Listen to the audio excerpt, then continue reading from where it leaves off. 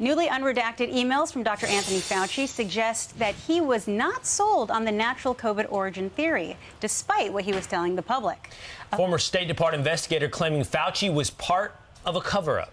Griff Jenkins joins us live with more Live in the Flesh. We always get big smiles on our face when we see Griff here. How you doing, brother? That's because I drink Coors Light when the sun comes up. But exactly let me digress. Good morning, guys. Paging Dr. Fauci, the House Select Committee on COVID has some questions for you. Chief among them, did COVID come from a lab leak? Because it appears in this latest revelation, Fauci acknowledges in private that gain-of-function research was underway in that lab in Wuhan, China. That's according to this unredacted email from February of 2020. And credit here goes to Martha McCallum's producers on the story who dug into this. Now take a look at these two images of the same email. One totally redacted, produced from a previous FOIA request. The other from the committee revealing what Fauci wrote to his fellow scientists, saying, quote, that would be most unusual to have evolved naturally in the bats. And there was a suspicion that this mutation was intentionally inserted. Now, one source says this information was not classified,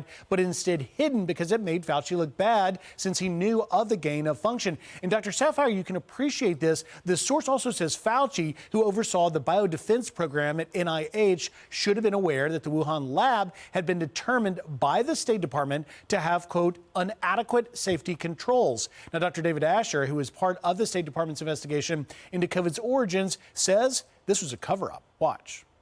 Now they're basically saying that, they had that thesis all the way up to just before the publication, basically, of their paper.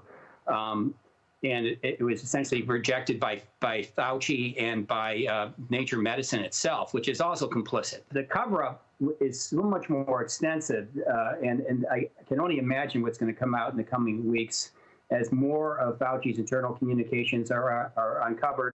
And I think he's right. More may be coming, guys. The committee chaired by Dr. Brad Winstrip says this is far from over. Pete, Will, Nicole? Right. Thank you so much, Griff. Listening to some of this it's infuriating, borderline disgusting, in the sense that anyone who in 2020 even raised the question of the potential origin of this virus were deemed a charlatan. I was criticized across multiple media outlets saying that I was a conspiracy theorist, and it was just upsetting. And even in my book, Panic Attack, which I wrote about COVID, I have an entire chapter talking about why these mutations don't necessarily make sense happening in nature. And now you actually see Dr. Fauci agreed with me, yet I was heavily criticized. I'd like an apology. You should. And as Will, you discussed, I mean, we're pining for accountability, yet you wonder where it goes. So what do? Drag Fauci in front of Congress again? He testifies, he denies things, he clashes with Rand Paul again, and then what? He's fawned over by the rest of the media despite the evidence that's piling up about him. When you look at the beginning and origins of COVID, he had legitimate government and business interests in what was going on at the Wuhan Institute of Virology. He didn't want that to be exposed for whatever reason, because of that research, because of the funding, because of people he was connected to, because of his relationship with China.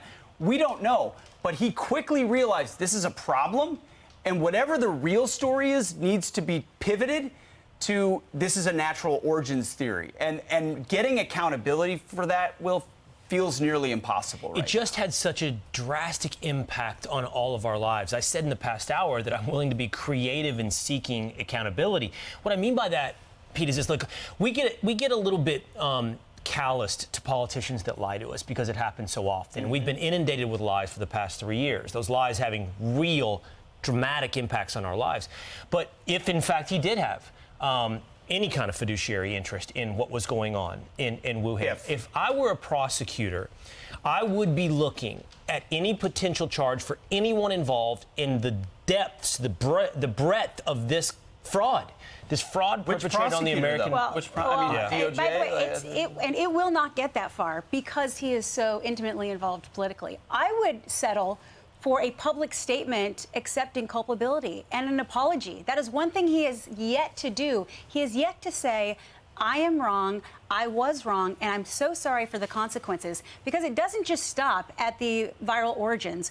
What about the fact that he continued to recommend that children as young as 2 wear face masks? The CDC now telling us that, well, there were consequences to those actions. And those children ages 3 to 17 diagnosed with developmental disabilities are up 17% from 2019. Don't tell me this isn't because our kids were in face masks and kept out of school. You know, earlier in the show, I spoke with Jacqueline Teague, clinical director and speech pathologist, about this very thing. Take a listen. What we're seeing in our clinic is tremendous amount of referrals of speech and language delays, developmental delays, social pragmatic delays, just general motor planning disorder. It's astounding, and not a surprise at all.